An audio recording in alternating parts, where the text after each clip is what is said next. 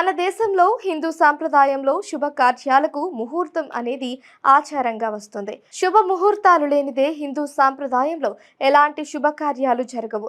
అలాగే జ్యోతిష్యం, పంచాంగం ప్రకారమే పెళ్లి వంటి ముఖ్యమైన కార్యాలకు ముహూర్తాలు పెడతారు. కొంతకాలంగా పెళ్లికి సంబంధించి మంచి ముహూర్తాలు లేవు. మూడాలు ఉండడం కారణంగా మార్చి వరకే పురోహితులు పెళ్లి ముహూర్తాలు పెట్టారు. అయితే ఇప్పుడు మరికొన్ని రోజుల్లో అద్భుతమైన ముహూర్తాలు ఉన్నాయి. అందుకే తల్లిదండ్రులు వారి పిల్లలకు పెళ్లి చేసే యోచనలో ఉంటే ఈ ముహూర్తాలను ఎట్టి పరిస్థితుల్లో మిస్ చేసుకోవద్దు.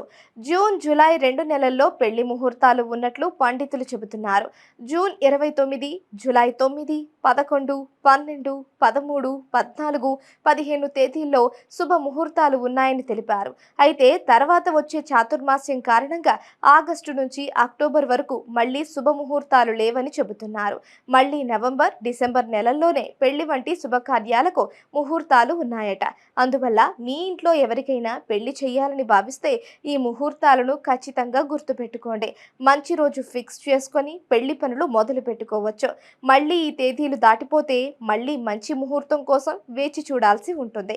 శుభ ముహూర్తాలు ఇవే: జూన్ 29 శనివారం, జూలై 9 మంగళవారం, జూలై 11 గురువారం, జూలై 12 శుక్రవారం, జూలై 13 శనివారం, జూలై 14 ఆదివారం, జూలై 15 సోమవారం.